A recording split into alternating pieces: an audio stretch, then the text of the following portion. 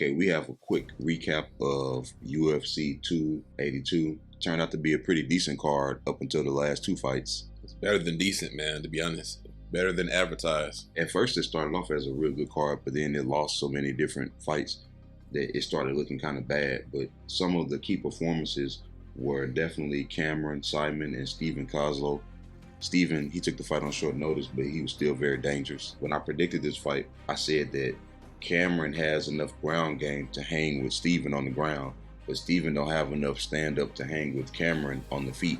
And even though the cardio became a factor, and Cameron did land an illegal knee to Steven, stylistically, even with a full training camp, he may not have finished Steven, but he was going to win anyway. What did you see? So basically, Cameron was a better MMA fighter. He was more well-rounded than Steven.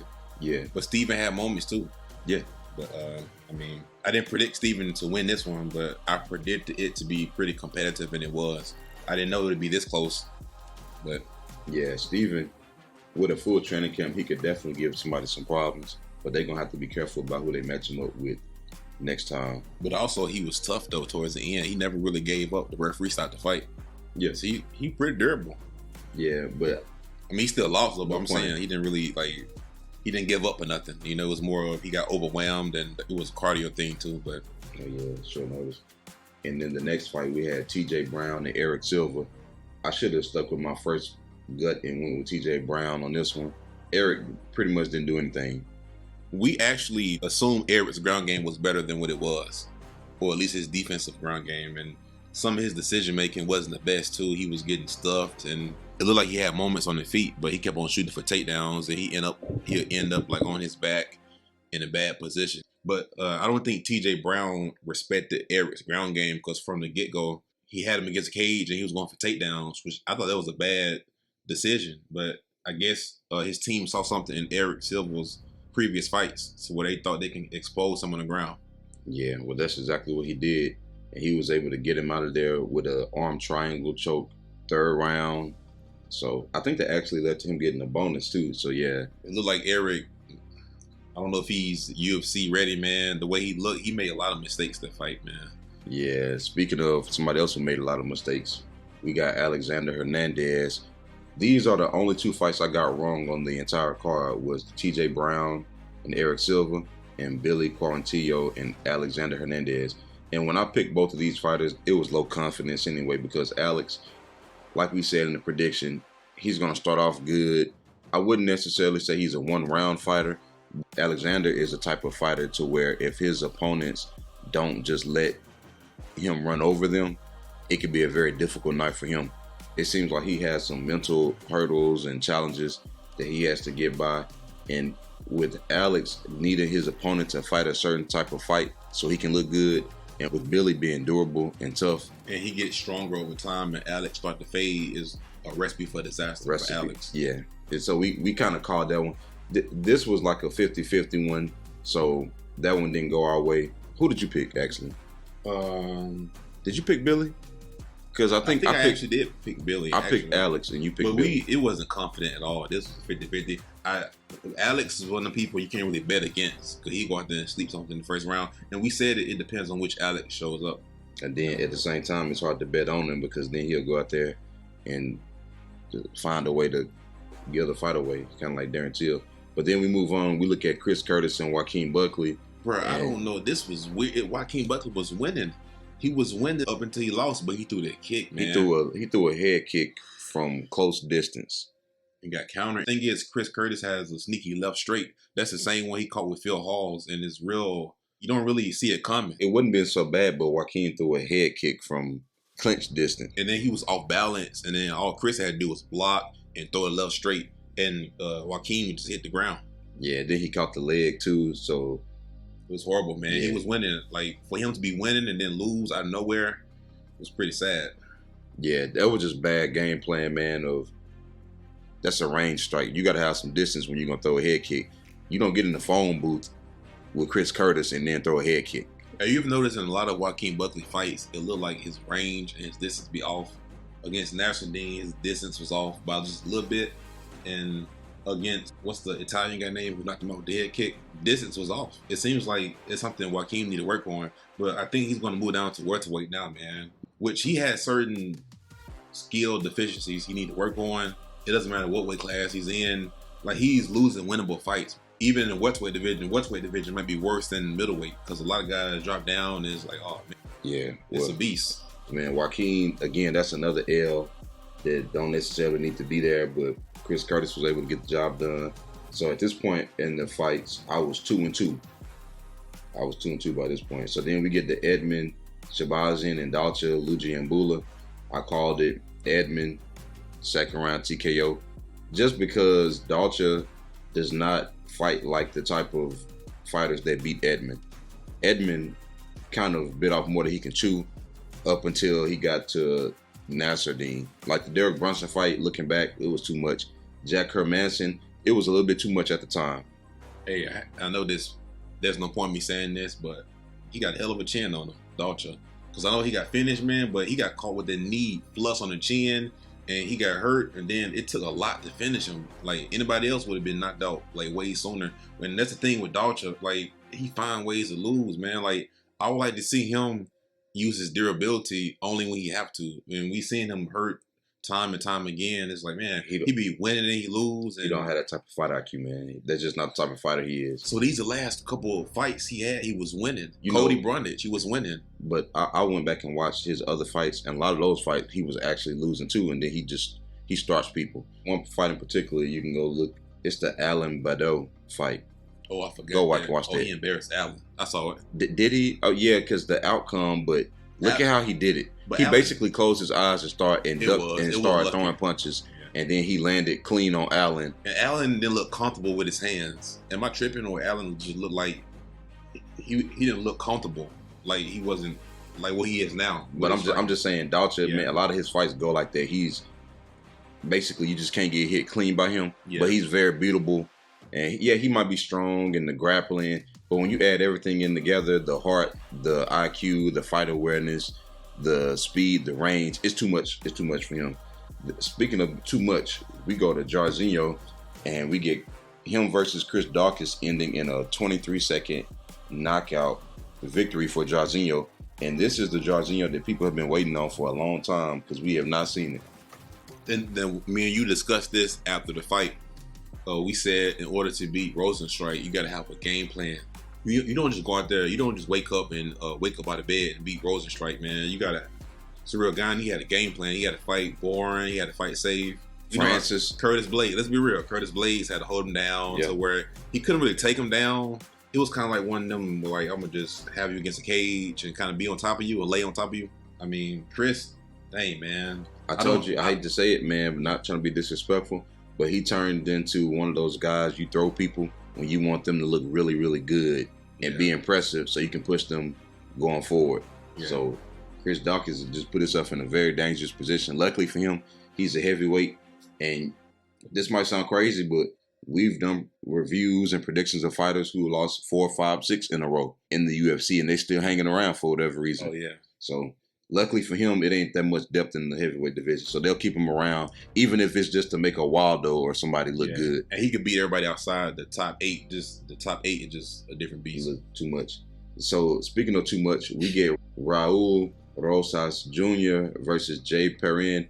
And it's just like I said in the prediction video, Jay, he was bringing up a lot of good points about growing up inside the octagon and experience. But at the end of the day, you need skills too. And he just don't have the skills to make him dangerous or respectable in the cage to where you have to watch out for certain things. And it just, when people don't have to worry about your knockout power, they don't have to worry about you being a threat off your back, you're not going to win. Raul made it look easy, man. Like, it looked like Jay didn't belong in there with him. I mean, he was a veteran. I mean, but Raul, he stuck with it, man. Like, he lost position a couple times and just stuck with it, man. So then, speaking of another finish, I told y'all. Here we go again. But how many times have we seen, like, jiu-jitsu fighters fighting against wrestlers and end up on their back for 3 rounds? We've seen guys who, they have the jiu-jitsu, they have the black belt, and they fight against wrestlers. So for some reason, it seems like wrestlers win a lot of times. Whenever wrestlers face against jiu-jitsu guys, it seems like the wrestlers win because they can be in certain positions. Which I know Ilya is I guess he's not really a striker, or he's really well rounded. But it seems like this matchup kind of benefited Bryce a little bit more, in my opinion. Even though I know Bryce was an underdog, but we've seen guys like Ilya getting taken down, man, and we hate to see it. But the difference was, like I told y'all in the prediction, we already saw a somewhat of a preview of this fight against Ryan Hall. That's what made it unique, because Bryce is a more refined version, because his striking is good enough. Like, it's obviously way better than Ryan Hall's, but at the same time, Ryan does not have actual wrestling. He just has pure jiu-jitsu. So he just diving off the top ropes, looking for any way to get to the ground, dropping down for heel hooks, just weird stuff. They call that nerdy jiu-jitsu, where you might be a jiu-jitsu wizard, but you have no way to get the fight to the ground. You can get knocked out or look really stupid just trying to do that. So, but Bryce, his is more wrestling plus jiu-jitsu plus ground and pound. It's a lot going into it when he does it. But I told y'all, Ilya started off as a grappler. He just started knocking people out in the UFC. He had one knockout win pre-UFC, and the other 3 came in the octagon.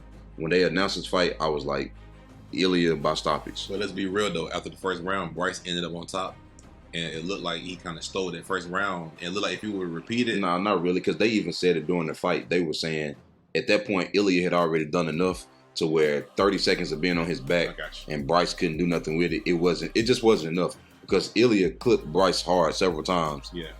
Man, Ilya is just a different type of person. And he out-grappled him on the ground. He was just throwing him down, man, like a rag doll. And look, I like Bryce, man. It's nothing against Bryce. It's just this matchup, people just don't know Topuria like that. And this is one of the reasons we made this podcast, because this is a perfect example. People look at Topuria and start saying, oh, it's a striker versus grappler. We went and looked into the record and showed you, no, Ilya is actually better. You could argue that he's actually better on the ground than Bryce. He just hasn't had to use it because he's a better fighter than Bryce. So he has not had to just rely on that one aspect of his game. Yeah. And we told y'all that. So again, the media, the main narrative, they might push one thing, but we actually go and dig into the records and see, does it hold up or not? And this is one of those ones we told you. So, and the last thing I'm gonna say about this is, and I don't think there's a lot of people that can beat Bryce Mitchell. So we can't look at this and say, oh, Bryce is not by overrated. Because I think Ilya, when it's all said and done, he might be in the top 3, top 4. And I think those are the only people who can beat Bryce. People outside the top 3. Outside the top 3, I don't think nobody else can beat him. That's agreed. And now speaking of 3, we got Darren Till getting finished in the 3rd round again. But then we get Dricus du Plessis just embarrassing Darren Till. Like Darren Till didn't have no answers, man. But Dricus was tired. He was done. Like, he was done, but he was extremely fatigued. But he looks like that in all his fights, though, after the first exchange. But Darren Till, he walked forward, 1-2. 1-2. It's like, bro, all you have is a 1-2 and the elbow. No, the worst part was that was working when he was controlling the distance. As long as he was controlling the range and not fighting in the phone booth, he was looking good. That's why that whole second round, Dricus was trying to catch a second win, and Darren Till was winning from the outside. But that's the thing. Darren is very limited.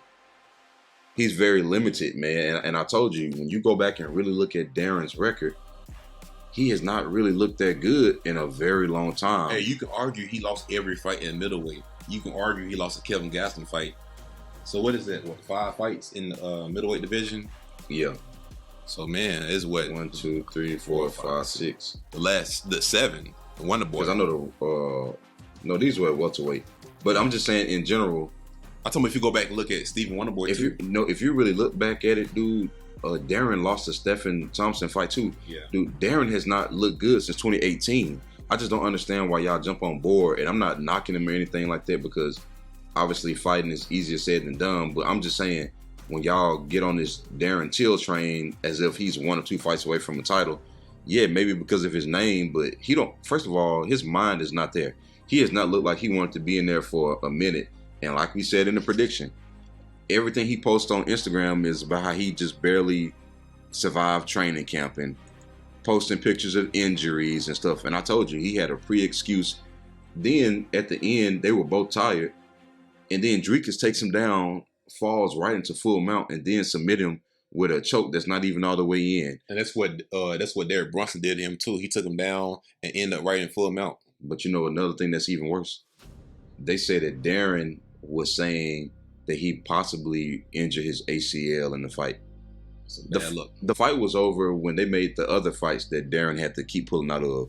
So it didn't matter who he was fighting. I knew he was going to lose. He could have fought Andre Muniz. I would have bet against him. He could have fought anybody. It's his interview he got on YouTube, and he say, "I'm not retiring. I just can't seem to put things together." Those two things don't go together. I'm not retiring, and I just can't put things together. One sounds like you still think you can win fights, and the other one sounds like you don't think you can win fights. And then another thing is, what hurts Darren Till is the size, discrepancy he gives up.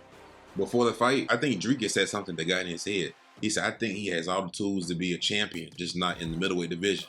And I think when he said that, Darren Till just lost all his confidence. Because if you look at how he's getting taken down, and even after the fight, Dricus said, he said he's not strong or big enough to fight at middleweight. And the thing is, Darren Till had the size advantage at welterweight, but he don't have it at middleweight. Guys are taking him down like he's nothing, like he's just like a sack of bread. That's how easily guys take him down. Nah, then Darren he don't have the heart when it comes to any type of grappling. I mean, Dricus fell right into full mount. I don't even think that was an accident.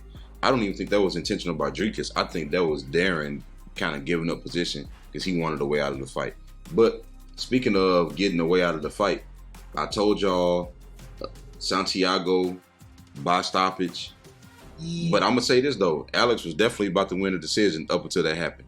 And Alex actually managed to rock Santiago 2 or 3 times. He knocked him down. He hurt him. Yeah, that's what I'm saying. It was I was watching the fight live. It was just embarrassing. It's like, you letting this guy beat you on short notice. But then again, the commentary said something interesting. They said Santiago was training for a southpaw, 40 years old, he fight a brawler, and then you go from fighting him to fighting the opposite. You fight somebody that's mobile, that's moving around.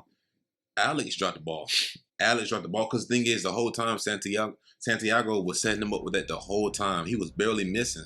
And all it took was one punch, man. And he landed the jab and the right hand, and then when he followed up with just that right hand to the temple, that was game over. That's all you had to do was watch out for that one right hand the entire fight. I told you. See, Santiago by either decision, which we almost lost that one, or no less than a finish. He had to make it a brawl, man, because a technical fight, he has no way against Alex. And then Alex also was way bigger than him too. And Alex, oh yeah, man, Alex was moving good.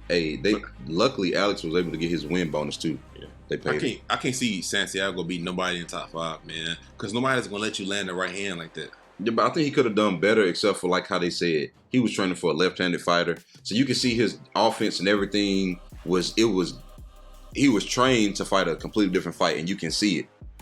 But luckily the power saved him. Yeah. But speaking of being saved, people keep wanting to compare this fight to Sean O'Malley and Piotr Jan. It was not the same thing. The difference is Sean actually landed more strikes, more significant strikes, and he landed more damage, and he almost finished Piotr several times. He almost put Piotr away several times in that fight, and Piotr had to panic wrestle to stay alive. And he did not advance position or do any submission attempts. So you got outstruck, you almost got knocked out, you resorted to wrestling, and you didn't do anything with the position. That's why I was okay with the Sean O'Malley decision. But then we go to this fight, and Jared just embarrassed Patty, man. I mean, if we just calling it what it is, Jared, we said this, Jared don't have one-punch knockout power. He does not have a single knockdown in the UFC. So he has power to where you can't get hit clean too many times, but he can't put you away with one shot. But it works in his favor too, because a lot of times fighters can fight like that and score points and control their opponent and neutralize the opponent. Well, that's what he frustrate did his opponent. That's what he did here, and that's why he should have won the fight. And another thing I pointed out was Jared don't throw a jab. He leads with a lead left hook. Something else I pointed out in the prediction. And sure enough, that's the punch that kept landing on Patty. Oh, yeah. It looked like he was going to knock Patty out any second. Hey, Patty does not need to be talking about Terrence McKinney. And honestly, like, I'm a big Terrence fan. I'm a big Terrence fan. And Terrence, not the sharpest. His strike ain't the sharpest. But last night, Terrence would have got a first-round knockout. No, and even Ilya Topuria. Oh, Ilya, yeah. That's so, a matchup, man. Last night, Patty just showed why they give y'all certain type of fighters, and they just let you work your way up because He almost got knocked out by Luigi. He let that slide because it was the first fight in the UFC. Yeah, but then this fight right here, when you couldn't get the fight to the ground, the stand-up looked bad from a striking defense aspect. And one thing Patty did well was when Jarrett covered up, Patty was swarming, but he kept swarming with his chin up in the air, his hands was down, and I'm just thinking, man, Terrence McKinney would have dog walked him. Topuria would have dog walked him. Several other people. If fight wouldn't even been close. We don't need to see Patty in there with Jalen Turner. We don't need to see him in there with nobody like that. Because if you can't knock out Jared Gordon, you can't knock out Jalen Turner, man. No, he way bigger. Another thing, you look bad, man, because you look shorter. It looked like Jared can make featherweight. He's shorter than you. You got longer arms. You're clearly you probably outweigh him about 20 pounds because you're a big lightweight, and he just tagging you up, man. You just look horrible, and I don't know which one was worse: his striking defense or his grappling offense. No, or his fight IQ. It seemed like he just thought that I'll land something and I'll knock him out, and it'll be a big celebration. But he almost did. Like when he was blitzing the man, like he one punch away from him. But Jarrett covered up. I don't think he got hit clean with any of that. And I was looking, trust me. But then we get up here and we go and look at Jan Blachowicz and Magomed, and we get what was that? A split draw. I mean, but was it a majority? We ended up getting a majority split draw. Something weird. And who you think won, man? Like, cause I'm gonna be honest, man. Like, I know I'm a big Jan fan, but like, I'm not mad at a draw. I'm not mad at that. Cause the second, third round, he was destroying him with the leg kicks, and it got to the point where Magomed could barely walk, and he had to start wrestling. Yeah. And then Magomed could barely stand up, and you said that in the prediction. You said Jan gonna throw the leg kicks. Magomed will be looking for the power, and the leg kicks will be there. And then it's just like I said. Jan likes to go in with that lead to the body and overhand right, but then that walks him right into the right hand and the straight left of Magomed. The fight played out just like how we said it would play out. But as far as the judging and the scoring, yeah, that first round was real close. But people acting like it was just this big robbery or something, man. No, it was not a lot happened. Like, they both had their rounds, but the first round was so close. And another thing we mentioned, that Magomed can make the fight very slow and boring. We've seen him fight like that before. I know they like to look at the knockouts and look at Ion Kudala, but come on, man. Ion, we already know his fight IQ is... Let's stop using it. Hey, what's interesting is, last thing I'm going to say about this is, it's weird. How was Magomed in 5-round shape when he didn't know that Jury was going to pull out the Glover fight? And it's weird because Jan was done after 3 rounds. And it looked like, I think that's probably why they rewarded him with a draw, because it looked like he kind of lost a split decision because Magomed couldn't finish Jan in the 4th and the 5th round. Why was Jan so tired after 3 rounds? He showed heart for the 4th and the 5th round, but Magomed was fresh. He went 5 rounds easily. It was kind of, that was just weird, unless you just stay in shape year round, man. But I guess Jan was on the couch and Magomed was training. But, message. But Magomed got the message too. You can't go in there and have these boring fights and assume you're going to get the W. But I don't necessarily think it was a robbery. Yeah. 2 rounds for Jan, 2 rounds for Magomed, and then 1 round that was really close, that first round. And it kind of depends on how you score it.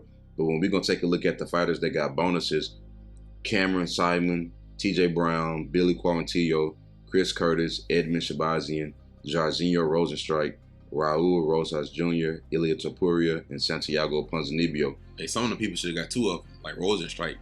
Hey, they did their thing, and they was able to get $50,000. So, hey, this last thing I'm gonna say, man, about Jan. I think it's over for Jan, man. Like, you keep getting taken down in these fights. Alexandra took you down. He's a striker. But like you said, dude, they was preparing for a 3-round fight. Then he get a 5-round fight on 2 weeks' notice. You can't really blame him. Yeah, true. It's different. You I can't understand really what you're saying, but look at the Glover fight, man. It's just, your takedown defense ain't there where it should be. And then I don't want to see you versus Glover, and I'm a big Jan fan. I don't even want to see you versus Glover again for the second time. Well, speaking of Glover, Dana White has announced that Glover Teixeira and Jamal Hill are going to be fighting for the light heavyweight title. He did that right away too. Right after this fight was over, he said that. Hey, what did we say earlier this year? Earlier this year, when we went down our list of people who will be fighting for the belt, I told y'all, and I'm gonna put a link in the description. I told y'all that Jamal Hill could be fighting for a belt because remember, at the time, Magomed was scheduled to fight Anthony. Rockets had just got hurt. There was nobody else really for. Paul Craig was coming off of a loss. Yeah, he may have been ranked ahead of Jamal, but he was coming off of a loss against Volkan Ozdemir. So the way everything worked out was if Jamal could just be winning fights, he would be the next person who's on a win streak, who's not coming off of a loss, who would be able to fight for a title. And called it, and now here we are. So I wonder how Anthony Smith feel about this because he was scheduled to fight Jamal Hill. Well, they were talking about it, but the reality is Anthony can't really be too upset because he was still coming off a loss. I know it was an injury, but you were coming off of a loss, so you couldn't have thought you was that close up. I hate to say this is why we talk about winning fights a lot because the more you win fights, the more likely they can add you in these scenarios. But it's unfortunate for him because he broke his ankle. I kind of wish he would have been healthy because you thought he would have lost that Magomed fight. I think he would have came back and won some kind of way, but it is what it is. But say he beats Magomed in a situation like this, say if something like that was to happen, Jerry pulls out, whatever, then Anthony would be next. You know what I mean? But it was unfortunate that he broke his ankle. But I mean, he needed a W anyway before he can get back into it. You know, nothing me and you disagreed on. I know I don't want to go down this rabbit hole, but that's why we said Dominic Reyes need to win fights because he already fought for the belt once. Well, twice, right? He fought for the belt twice. So it's like Dominic Reyes fought once for the belt. Yeah, he fought twice. You remember he fought Jan for the belt. He fought John Jones for the belt, and then he fought Jan for the belt. You remember, and Jan became champion when he beat Dominic Reyes. That was a title fight. It was a title fight. He dropped the ball, man. Whoa. But that's why I say Dominic Reyes, you got to win these fights because you beat Ryan Spann. Maybe you're next, especially if you get a first round knockout. Wow. He dropped the ball, man. He could be champion. That was a title fight. Yeah, he had multiple times to become, which the first one, you know. And that's why I kept telling people to be quiet about the John Jones thing. That's over with. He had another opportunity to redeem himself. So that's another topic for another day. But so now we got Jamal Hill and Glover Teixeira fighting in 6 weeks. So, hey, I'm looking forward to that one. I hate that, man, because I wanted Glover to get his belt back. But at the same time, I feel like it's time for Jamal to get a belt. So, you know, Jamal, like I say about 8 months ago, he made this video. He said it's destined for me to fight Jerry. And he was saying how it would be an honor for him to share the octagon with Jerry. And the more he wins fights, the more likely that might happen, him versus Jerry. Which in the light heavyweight division, we never know what's going to happen, you know. But, yeah. But, yeah, man. He spoke into existence. And good night of fights.